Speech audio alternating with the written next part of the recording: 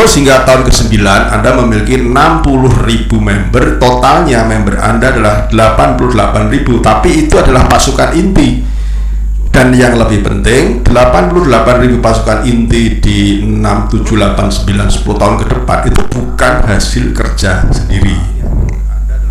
Ya, itu yang membedakan antara komposisi jaringan ya, dari tipe A, tipe B, tipe C. Oke. Nah, Bapak dan Ibu, jaringan yang tumbuh itu dihasilkan oleh sebuah pola atau sebuah proses duplikasi pola. Jadi pola yang terduplikasi.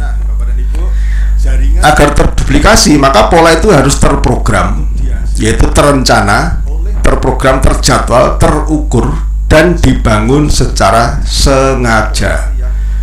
Ya, tidak ada sebuah organisasi bisnis yang dibangun kok tidak sengaja. Saya tidak sengaja ya menemukan seorang leader Crown Diamond gitu. Tidak sengaja. Nah, ketidaksengajaan itu kemungkinan hanya 1/100%. Nah, di dalam sebuah konsep duplikasi, sekecil apapun sebuah faktor ini akan sangat berpengaruh secara signifikan dalam pertumbuhan bisnis. Ini pengantar sebelum saya menjelaskan nanti mengenai kenapa sih kok harus distributor inti yang difokuskan ya. Sekecil apapun sebuah faktor akan sangat berpengaruh ketika Anda membangun sebuah proses duplikasi. Kita lihat di sini sebagai sebuah ilustrasi. Ada sebuah konsep deret ukur ya. Kalau kita lihat, kalau seandainya masing-masing distributor merekrut, menemukan 2 orang yang serius dan terduplikasi, ya, anggap saja ini per tahun ya. Per bulan, anggap aja per bulan. Per bulan masing-masing rekrut 2, terduplikasi di bawahnya rekrut 2 jadi 4 totalnya. Masing-masing 4, masing-masing rekrut 2 jadi 8. Terus sampai kemudian bulan 1, 2, 3, 4, 5, 6, 7, 8, 9, 10 ya. Di tahun ke-10 di bulan ke-10 Anda memiliki kurang lebih 1.000 member ya. Tapi coba kalau pola itu di dalam konsep duplikasinya kita tambah aja 1, jangan 2. Ayo kita duplikasi 3 misalkan. Tambah aja 1. Duplikasi 3. Kalau pola itu ya, jadi semua distributor mindsetnya adalah bukan 2 tapi 3. Nah, hanya selisih 1. Kita lihat di sini. Ketika proses itu diduplikasi, walaupun kelihatannya selisihnya hanya 1 di awal, tapi anggaplah nih di tahun berikutnya, tahun depan, tahun 2022 katakanlah, maka selisihnya adalah 58.000 distributor. Padahal hanya berpola berbeda 1. Ya, inilah hal yang kecil, tetapi kalau tidak difokuskan, ya, maka Anda akan kehilangan sebuah jumlah yang besar. Tetapi kalau tidak difokuskan, apa itu yang 1 itu? Apa sih 1 itu? 1 itu adalah, kalau di kalau saya bisa ilustrasikan, 1 itu ke kehidupan nyata adalah pola pikir. Berbeda pola pikir, berbeda nasib. Gimana? Kira-kira sepakat atau tidak? Beda pola pikir akan berbuah berbeda nasib. Nah, contohnya, kenapa kok berbeda nasib? Karena berbeda pola pikir, pasti rencana kehidupannya pasti berbeda. Pola kerjanya, targetnya berbeda, fokusnya pun berbeda, otomatis hasilnya akan berbeda. Ya. Suatu contoh, karyawan dengan bos, ya, karyawan dengan bos, Karyawan tentu rencananya berbeda. Kalau dibandingkan dengan bos berarti berbeda. Rencana kehidupannya, target-target kehidupannya, pola kerjanya, fokusnya, hasilnya pasti berbeda. Karena apa? Ya karena berbeda rencananya, berbeda targetnya, berbeda pola kerjanya, berbeda fokusnya, otomatis berbeda hasilnya, berbeda nasibnya. Apalagi pedagang vs pengusaha. Pedagang berpikir tentang teknis, online-nya seperti apa, cara iklannya bagaimana, ya, kemudian bagaimana membuat orang itu bisa menjadi closing dan seterusnya. Sedangkan pengusaha adalah mereka yang membangun aset digital. Kalau itu adalah bisnis online, dia mengkoordinasi, dia mengelola para pedagang. Mindsetnya berbeda, cara berpikirnya berbeda, rencananya berbeda, belajarnya berbeda, targetnya berbeda, pola kerjanya akan berbeda, focusingnya juga berbeda, hasilnya juga berbeda, ya, terutama dalam jangka panjang. Kalau dalam jangka pendek mungkin menang di pedagangnya, ya, gampang. Jadi karyawan itu gampang, ya, asal masuk, terima kerja, beres, terima gaji, selesai. Jadi bos ini susah karena pikirannya juga lebih panjang. Nah, pertanyaannya sekarang, Pak, saya itu merasa punya distributor, semangat, aktif, banyak yang ingin sukses. Kalau ditanya gimana kamu mau sukses, mau, pokoknya harus sukses, wah sampai teriak-teriak itu. Tapi kok ya pertumbuhannya kok tidak seperti yang saya harapkan, ya. Apa ini, ada apa ini sebenarnya, kan gitu. Wah, apalagi masa pandemi seperti ini, wah, mereka yang semangat jadi ngelukru dan seterusnya, banyak sekali yang disampaikan. Apa sih sebenarnya faktornya? Nah,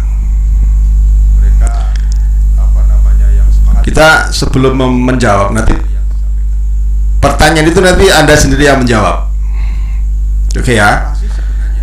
Proses dalam membangun sumber daya manusia dalam bisnis network marketing itu agar terjadi sebuah duplikasi itu prosesnya seperti ini. Satu adalah mencari, yang kedua menemukan, yang ketiga membentuk. Apa sih yang dicari? Apa itu? Apa yang kita temukan? Apa akan dibentuk seperti apa? Yaitu dibentuk menjadi distributor inti. Karena distributor inti inilah yang akan membawa perubahan pertumbuhan jaringan Anda. Pertama mencari, menemukan, dan membentuk. Lebih jelasnya seperti ini, 3 tahapan membangun network. Anda mencari ibarat seorang penambang batu mulia, ya, batu akik, ya, batu permata, itu dia mencari dalam jumlah yang banyak, ya.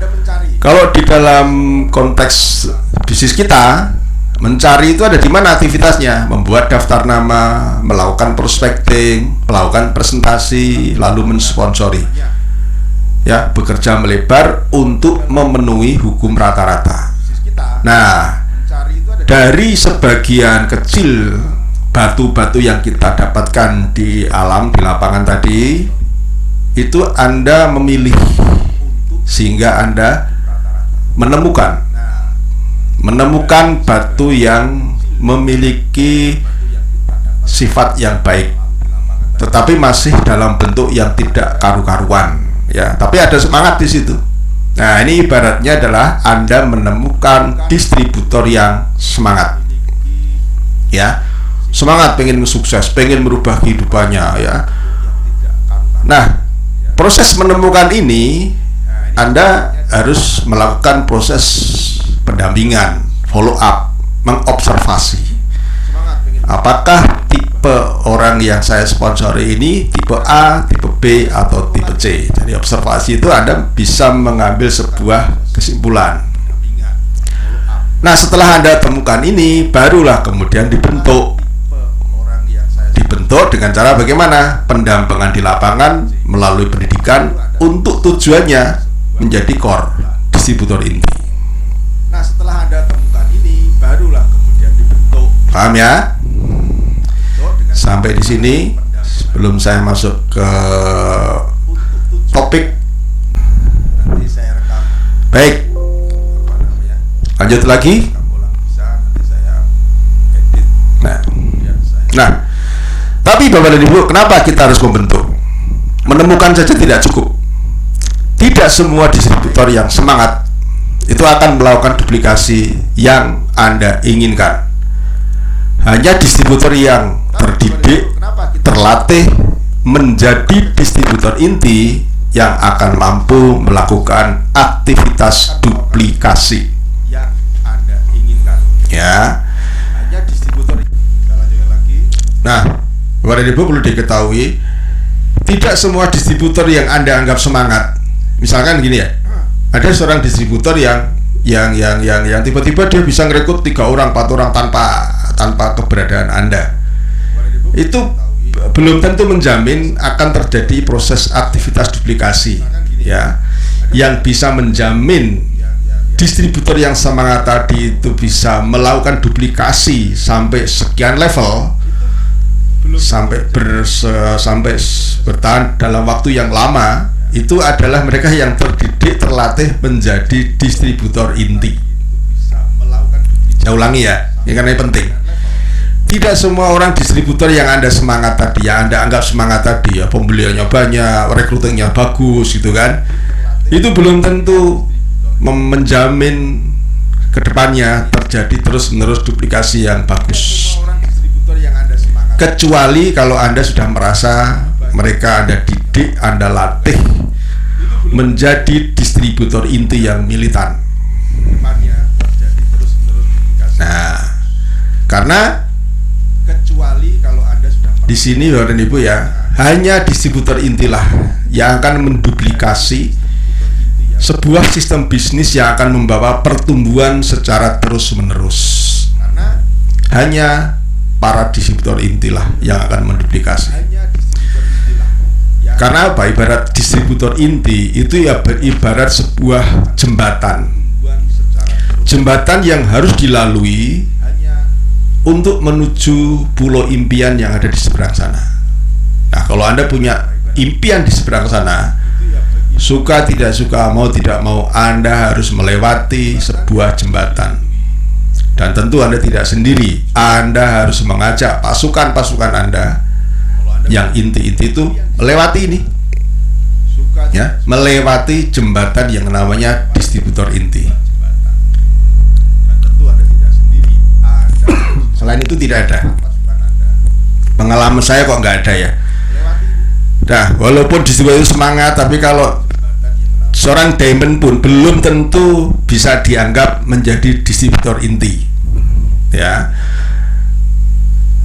belum tentu kalau dia tidak melakukan kebiasaan distributor inti, ya pasti stagnan omsetnya, pasti omsetnya turun. Nah, pertanyaannya sekarang, siapa yang berperan untuk mencari, menemukan dan membentuk distributor inti?